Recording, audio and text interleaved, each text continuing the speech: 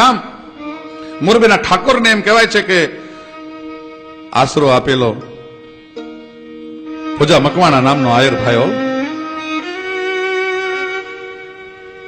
દુનિયા જાકારા દીએ અને રાખે ને ઘરમાં રાણ પણ માથા હાટે મૂલવે એ આયર ના એંધાણ જેથી દુનિયા જાકારો દીએ અને એને રાખે ને ઘરમાં રાણ તેથી માથા હાટે મૂલવે એ આયર ના એંધાણ અને ગોકુળ કેરે ગોંદરે જો નો હોત આયર નંદ તો પછી જાદવ કેરું જગતમાં ફૂટત નહીં ફરજંદ અને ગોકુળ કેરે ગોંદરે જો નો હોત આયર નંદ.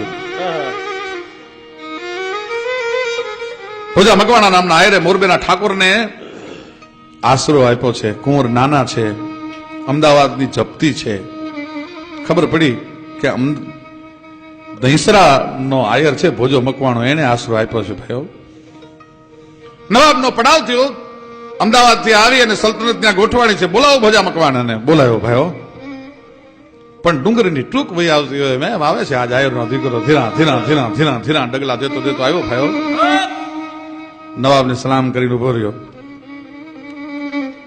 ભોજા, અમે સાંભળ્યું છે કે મોરબીના કુંવરને આશરો આપ્યો છે. અરે બાપ, એ તો મોરબીનો રાજા, હું તો નાની એવી ગામડીમાં ગરધણી માણા, હું આશરો આપી શકું? અને હું નવાબનો અમદાવાદનો દુશ્મન બનું? કોકે કીધું કે એમ નામ નહીં માને હો.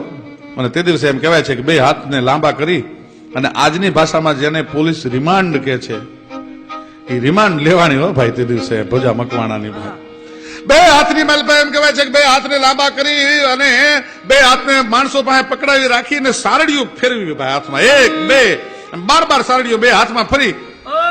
પણ મોઢાની અણહાર ન બદલાણી ભાઈઓ, એની મોઢાની અણહાર ન બદલાણી. એટલે કોકે કીધું કે એક કામ કરો, એની માને બોલાવો, માં આ દ્રશ્ય નહીં જોઈ શકે.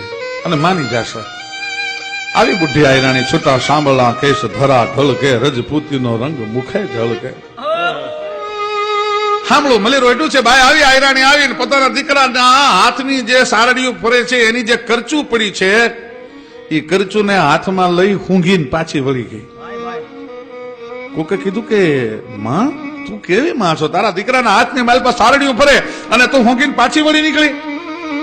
તેથી ભોજા મકવાણાની માં એટલું બોલી હતી કે હાડકાની કરચું મેં એટલા માટે ઊંઘી કે મારા ધાવણની ફોરા મામા આવે છે કે નહીં, બાકી મારું ધાવણ ધાવેલો હોય તો 12 નહીં 82 સારડીઓ ફરે તો એની મોઢાની રેખા ન બદલાય. શું આ દેશમાં કેવી આ દેશમાં જનેતાઓ જન્મી છે? એને ક્યાં વાત કરો છો? કેવા પ્રસંગો બન્યા છે? સત્ય ઘટનાનો પ્રસંગ ક્યાં સુધી